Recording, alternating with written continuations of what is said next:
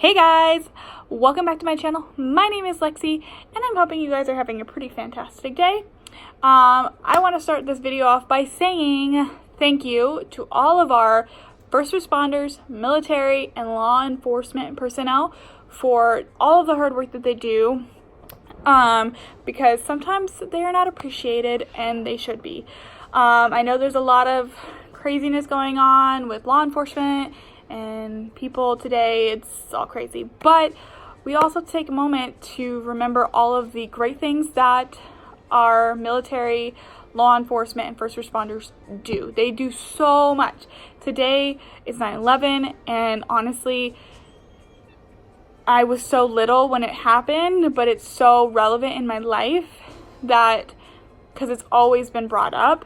So I just want to thank all of those people who are currently serving in any form, law enforcement, military, first responders, all of that, for all of the hard work that they do to provide the safety and freedom that we can have.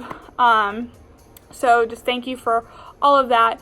Also, today I would just like to, let all of the families know that had lost loved ones during 9/11 that our hearts go out with you, and that let them know that they did everything that they could to try to make it back home, and that I know that they are watching all of us and just watching over us. And so I know that I have had friends, family members who lost loved ones, but I think that just today is a day to just be grateful for everything that we've ever been given, and just remember that, because we never know when it will be our last. So don't want to start off sad, but also, second part of this, speaking of law enforcement personnel and such just like that, today we're going to be talking about a podcast that I love. A friend of mine at work had introduced me to this podcast called Crime Junkies. Ba-da-da-da. It has become one of my favorite podcasts ever. So, and when I tell you I don't like podcasts because they bore me, the voices bore me or annoy me or whatever, but this podcast is absolutely amazing. The two hosts, Brittany and Ashley, I believe those are their names, but I will double check and leave that in the description. And I will leave the description to the or the link to the podcast in my description. So if you want to listen to it, I suggest you should. It will be in the description below. So we're going to talk about the episode that was aired, I think, last night. And it's in a two-parter. Right now, I only listened to the first part because the next week is the second part, and I cannot wait. So if you don't want any spoilers, maybe you should just go ahead and listen to the podcast first before you watch this video, because it's a reaction to the podcast and there will be spoilers.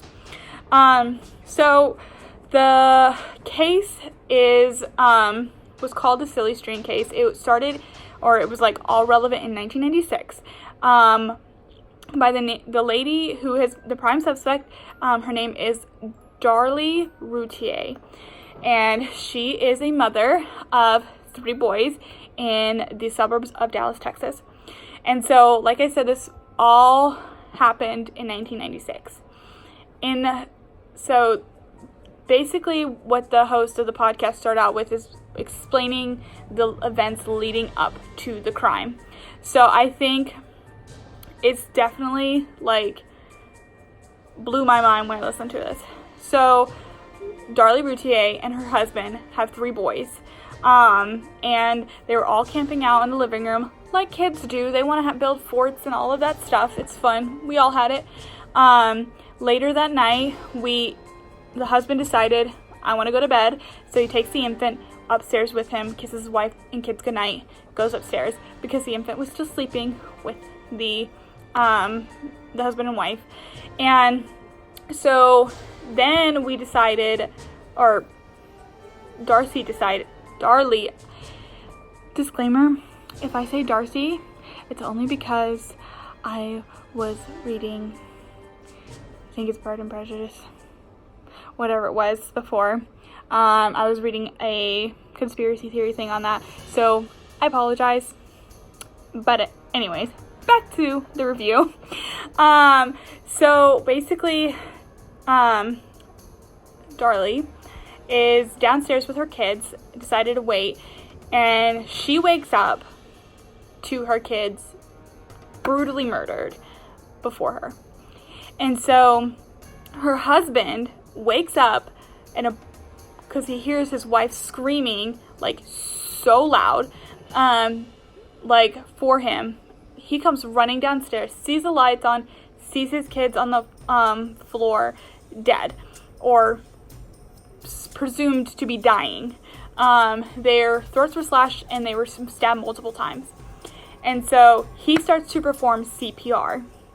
Not only that, Darlie, the wife, she has a throat slash across her throat and a stab to the forearm. And so paramedics arrive on the scene. The oldest boy was pronounced dead on arrival, and the middle child was pronounced dead at the scene when they tried to revive him. Wasn't possible because their wounds were so bad that there was just no hope. So, and then Darlie was rushed to the hospital to recover from her wounds herself, and so she stayed in the hospital for several days, and then she was released. And in the time that she was released, her statement kind of changed. So originally she had called the police saying, my boys are dying, my babies are dying, they're dead, or whatever.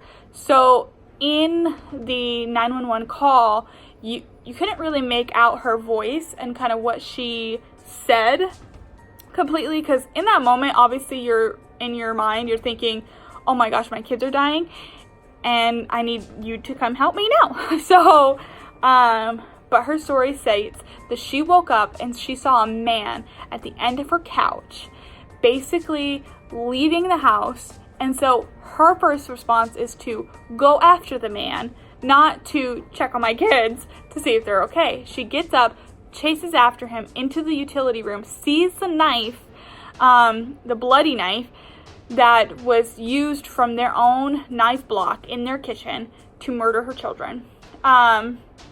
And she picks up the knife, chases after him, and sees that there's a cut in the screen window from the garage. So the guy's gone. She runs back into the house, turns on the light, sees her kids dead or dying, and then she calls her husband. So this is her story. And the police are investigating everything. And this is where it gets really creepy, because you would assume that there would be evidence of another person in the house. There was not any evidence in the house, so making it seem like there was an intruder. They start with the garage where the screen was slashed, and obviously it was like a clean cut. But the thing is that apparently in the burglar perp community or whatever, they don't slash windows anymore or slash screens, because if you're going through the screen, you can still hear the fabric or fibers or whatever stretching. So someone probably could have heard him coming into the house. Most perps pop the screen out, then enter through the house. So that was their first instinct. Plus the window pane, none of the dust was disturbed, and the mulch that's outside the garage window wasn't disturbed, and there's no footprints in the house, and there was no dirt in the house. So they were a little confused. How did he get in and out undetected? Did he fly in or whatever? But side note, how many perps do you have to survey to know that they don't cut windows anymore, but they pop them out? That's what my funny side note was, because I was like, what in the world?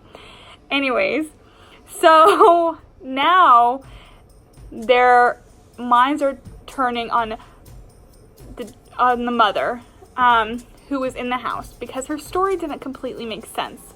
That she kept going over, we could have caught him because I picked up the knife, but there was no other fingerprints on the knife, just hers.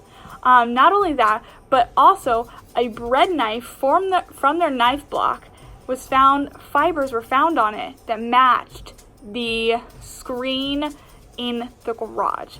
How in the world could a knife that was in the house, in the knife block, be used from outside the house? Unless it was never used from outside the house. I was like, what the world? So then they proceed to continue the investigation. And what they used to convict Darlie Routier of this crime was blood spatter printing or something like that, where it would have had to have, like, when they were holding the knife, the blood would have had to have, like, come from her to her kids, like, because she had a cut forearm, remember? And so, yeah, they used that to convict her. Plus, the doctors also said that her wounds were self-inflicted and superficial. Nothing to state that she could have possibly died. So, with the wounds being self-inflicted, they were just like, oh, she has to be the person who killed her kids. And in her diary, she wrote, "Please forgive me for what I'm about to do," a month prior, because she had been suffering from postpartum depression. And that was like, what the world? But the thing is, I'll tell you, what really, really set the bar for the jury to convict her is the funeral, not at the funeral, but at the birthday party that they held at the grave site for one of her children. That their birthday just happened less than a week after these brutal murders. And so they had a little, graveside celebration. There's silly string, going everywhere. And she's this happy-go-lucky mom. But if you lost a kid, I get everyone grieves differently. But when you lose a kid in the manner that she lost her 2 kids in, I don't think you would be having a graveside celebration and smiling and telling the cameras, all of this happy stuff. And so it's definitely, even though I know that they only captured a portion of it and we never saw what happened before or after, but during that silly string moment, that's when the jury was like, oh, she's guilty. So the very next day, the cops come to her house and convict her, or arrest her. And she's found guilty, and they sentenced her to death row. And so she's been on death row this whole time. And there's no execution date set, only because they're reopening the case because they have something. There was a bloody fingerprint that was found at the scene but never been entered in the database. So they're reopening the case and examining it with the technology and everything that we have now. And so they're currently doing, I think it's like Dateline or something like that. It's going to be aired on TV, and they have been airing it, basically going through the case. And over a large portion is what these 2 lady lawyers, said that a huge portion of death row victims have been exonerated because of the lack of technology back when they were originally convicted. So through this whole story, this whole first part, it's basically targeting the mother, saying she was the one who killed her kids. Today, she's still in prison. There's no date that has been set because of the case being re-examined. But her ex-husband does believe that she couldn't have done it. There was no way. She loved her kids. But the second part of the podcast is going to be basically talking about finding her not guilt, finding her innocence, proving she was innocent all along. And so this was a really cool podcast to listen to, because I was not expecting to think that she's innocent. No, after all of the facts that they were given, that we have been given through the podcast, it was definitely something oh yeah, she did it. I mean, there's no way that she couldn't have done it. And many questions were raised saying, why didn't she kill the infant then? And some people thought it was because the infant was with a husband and then that would have proposed a problem and things like that. But, and questions of why would she kill her children? Well, I know that they were in some financial trouble, but she was a big spender and she didn't want to really change her lifestyle, and then suffering from postpartum depression and all of that stuff. One of the questions that was raised, like, could she have felt that her kids were keeping her from getting all of this, like, spending her lifestyle the way she's used to? So it was just really cool to listen to this podcast, and Ashley and Brittany have great voices to deliver this stuff. So like I said, if you really want to listen to this podcast, they go all the way back to like 2017. They got so many like podcasts.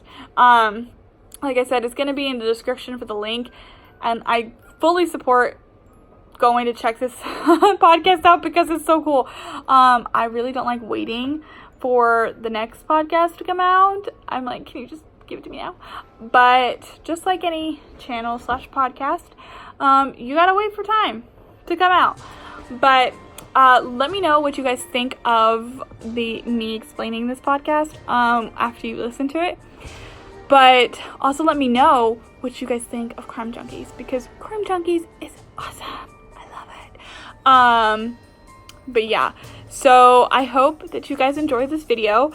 It was kind of last minute on wanting to do this, but I was like, you know what? Let me show the world of this amazing podcast, because it is amazing. So like I said, the link to Crime Junkies podcast is going to be in the description below. Please go like and support them, as well as like my channel, subscribe to my channel as well. And next week I will be also putting up the second part of this series, or of this video talking about Darlie Routier and figuring out whether she really is innocent or not. So stay tuned, and I hope that you guys liked it. Bye.